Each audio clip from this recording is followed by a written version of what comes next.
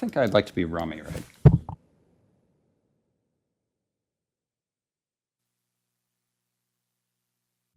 Okay, we are back in public session for our Committee of the Whole, and our final agenda item today is a continuation of our discussion on 55 Chamberlain Street. When last we spoke, the board thought it was a good idea to get some people together, Legislator Burdick, administration, I sat in, Mr. Demick sat in, on a conversation about 55 Chamberlain, if you recall, due to some confusion about needs versus wants, requirements, and how best to get Dr. Anderson and Community Services into 55 Chamberlain. Other questions that remained outstanding were, how much space he was going to use, whether or not this board was inclined to lease a portion of the building to one of Dr. Anderson's partners. So we're going to circle back with the board here, and I thank you, Dr. Anderson, for coming. And if you could approach the podium there. Make it sound like approach the deal. I know, I'm sorry. So in our discussion, we kind of hashed out exactly what Dr. Anderson, I'm not going to speak for you, I'm just teeing it up for you here, needed to feel comfortable moving into the space. We've all seen the space now. We have better understanding of what's available and what's needed. But can you, Dr. Anderson, just let us know what you feel you need in terms of everything from carpeting and paint, and internet and phone, all the way up to building walls and moving doors and reconfiguring that building before you can move in. Okay. Let me just read a little bit that Lindy and I did after we went through yesterday, looking specifically at the questions that the administrator had requested that we respond to. And in doing so, we remembered one or two things that we had asked previously and had kind of gotten lost. One of those things is that if it is possible, we'd like to have a bathroom put in, a shower put into the bathroom. That is the third bathroom as you come in the door where the cement ramp is.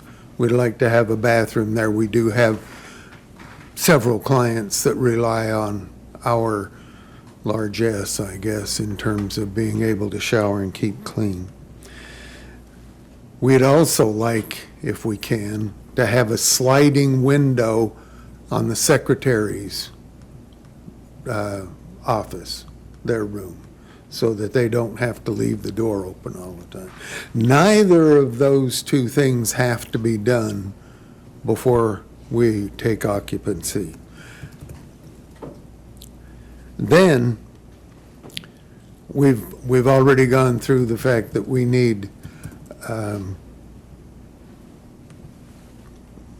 IT to come through and look and tell us where we can put desks, so that it's the least amount of bother for them.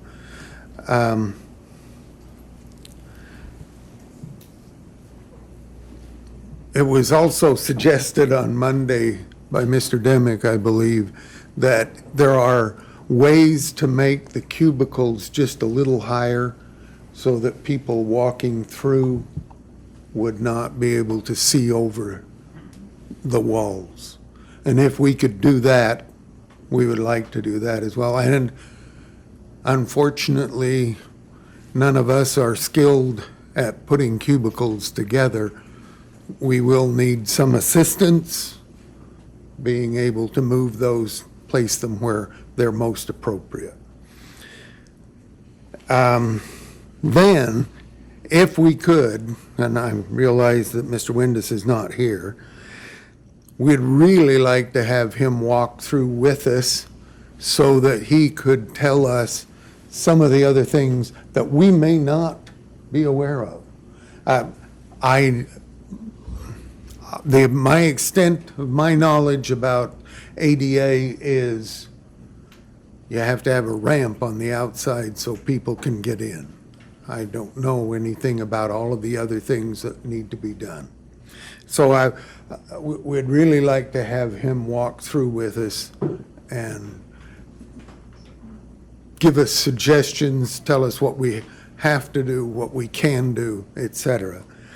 And then my last statement in my report back to the committee that met on Monday is, obviously, all of our requests are submitted subject to Mr. Windus and Ms. Knapp's review and approval. We are not trying, nor would we presume, to think that we know anything close to what either of them know in terms of the big picture.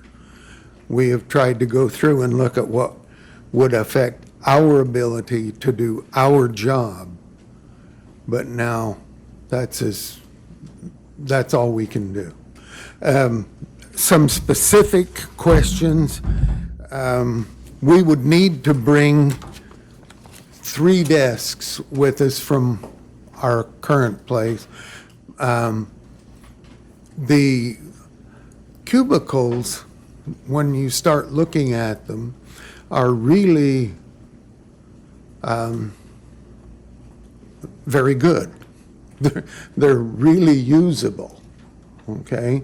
If we can just get higher walls on 3 of them where there might be some traffic going through, that would be advantageous. There are enough chairs in the building for all of us. Window coverings, we looked at them, and I think that there are 7 windows that would need some kind of covering. 5 are probably important, 2 are just aesthetic. So would look to doing that. Most of the windows already have coverings.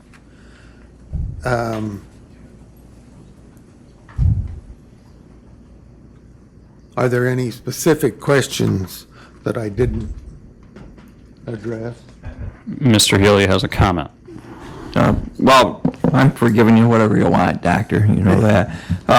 I'm not sure what on the portable walls there, I'm not sure what the requirements are, but Tom probably would know that as far as there's anything that has to do with regulations, what the distances are or anything like that with the state. The shower idea, I think, is a great idea anyways, because if you ever have any type of a hazardous material exposure to the staff or even any of the clients, they got someplace you can get them in there and get them cleaned up. And I don't know if there's any other areas of funding that we might get some extra money for anything we have to do down there or not, but we ought to explore it if there is. Thank you. Dr. Anderson, can you talk about overall space requirements? I know we talked a little bit about how many offices you need and for what purpose, but it's come up earlier today. It's your intent, correct me if I'm wrong, to utilize both floors, first floor and second floor, for you, and it would be your request that the board consider leasing out that back new wing to, and forgive me, I forgot the name of the agency. Elmira Psychiatric. Thank you, Elmira Psychiatric. Is that what your hope is? That would be our request, yeah. And that being the case, the dream of utilizing some of that house as kind of a temporary location for other departments while we're tackling our space needs goals is probably not feasible. I find myself in a very difficult place. That's not my decision to make. I don't feel like I can speak for the county. I can only speak that community services really does need that space that you went through where the first and second floor are. Okay, we really do need that space. Yep, and just for the board's benefit, I'll reiterate what you described yesterday, and that was that you need 2 offices for management. That would be you and Lindy. And I know you said you didn't need an office, but I think you were just being nice there. 2 to 3 offices for client intake, correct? 2. 2. An office, and we'll get into more detail about what other agencies utilize the space you're currently in and how you'd like to continue that relationship. 1 office for the Mental Health Association, and preferably an office, but could be a cubicle for the somewhat rare occurrence where ARC utilizes your facility? Correct. Okay. And so with all of that in mind, you feel comfortable saying that you need both of those floors? Yes. Okay.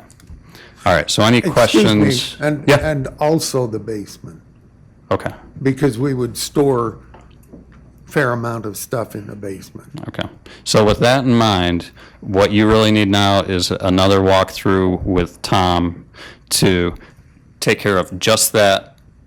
Tom and Keith and anyone else who's needed to discuss ADA compliance, HIPAA requirements, like Mike mentioned, state code, swipe card access, cameras. What am I forgetting? Am I forgetting anything, Carissa?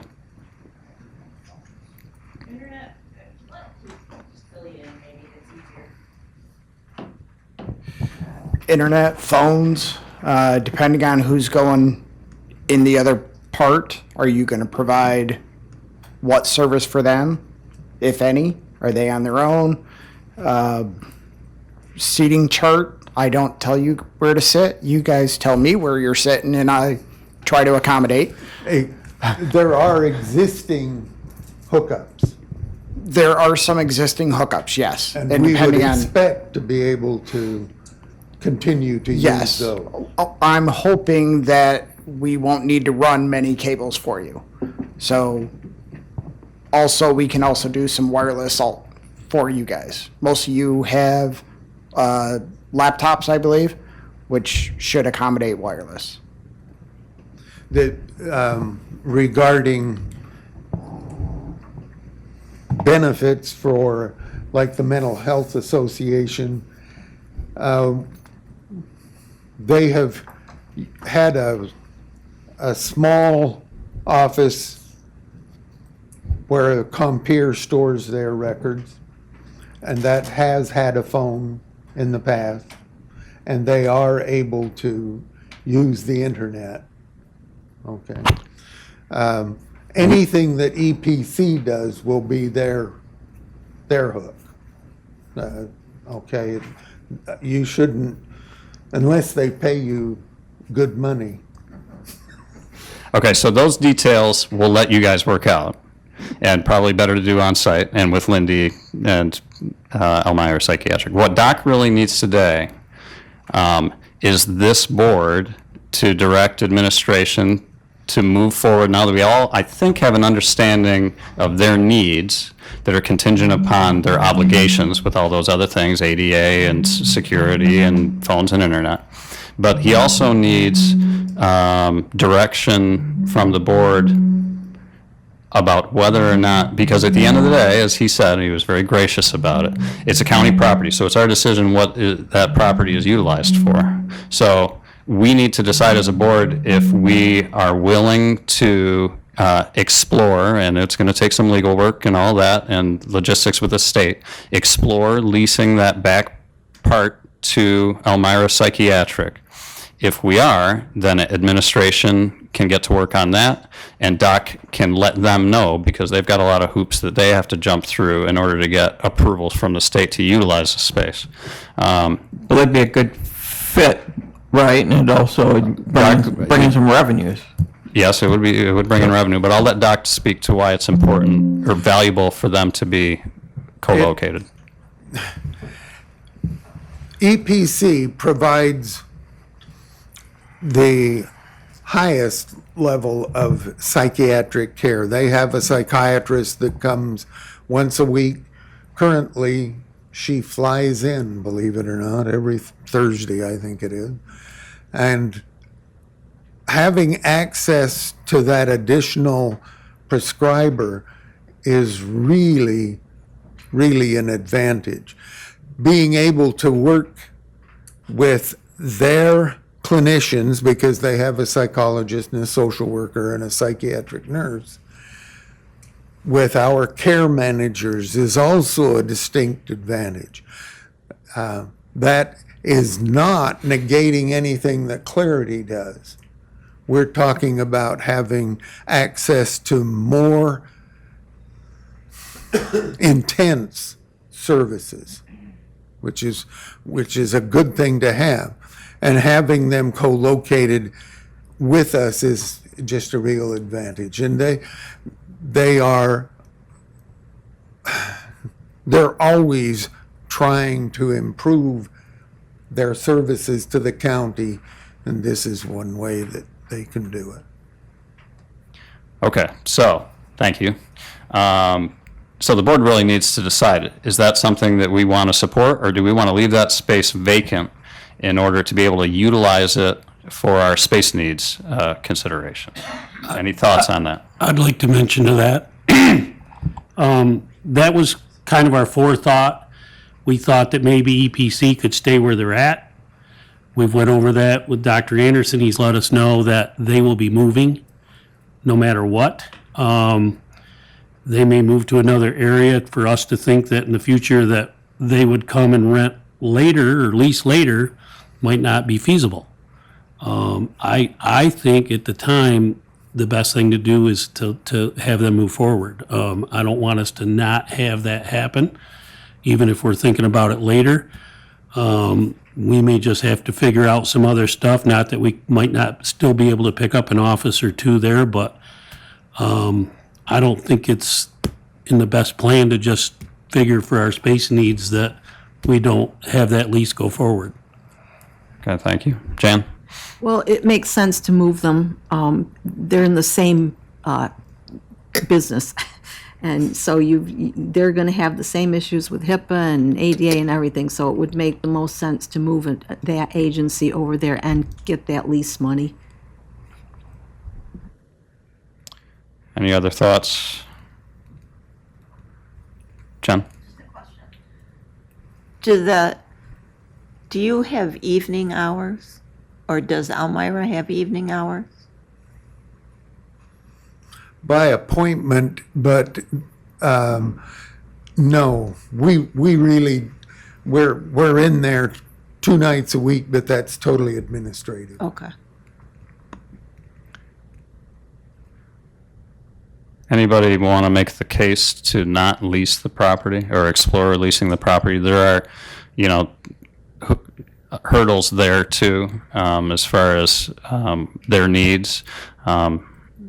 Not holding you to it, Dr. Anderson, but you did say that they may have some requirements of their own that may require some expenditures, but it's your impression that they would cover the cost of any changes they needed to make to the space? They have said that should they rent, and they still have to get that final approval before they can do that. But they have assured us that if they were to move there, they will cover the costs of all the renovations. And they've seen it? They've been to the property? Yes. The EPC has. The state agencies have not been down here yet. Okay. Ms. Carroll? Mr. Chairman, that things such as, any construction that would need to be done, that can be captured in any lease agreement that would be drafted between the county community services and EPC. Thank you. Since we're on it, those other agencies that Community Services has agreements with, Mental Health Association, ARC, your office can prepare whatever's necessary as far as that's concerned if they want to continue that relationship? Yes, that is correct. Okay. Okay, Carissa, what am I missing here? Is there anything that we need to talk about before we can start moving forward? On 55 Chamberlain, no, I think we just really needed some preliminary info from Dr. Anderson on what his use was, what needs he might need for DPW or IT to work on, and then we just needed a decision on whether we're leasing or not. Okay, so we did okay, right? Yep. What about the certificate of occupancy? Any update on that? So, anything more than 2 seconds of talking, I really feel like it's being rude to this half of the room to do it. So, certificate of occupancy is, we are under state code, okay? So we are county, we don't fall under the town and village local codes of building. So we're under the state building code.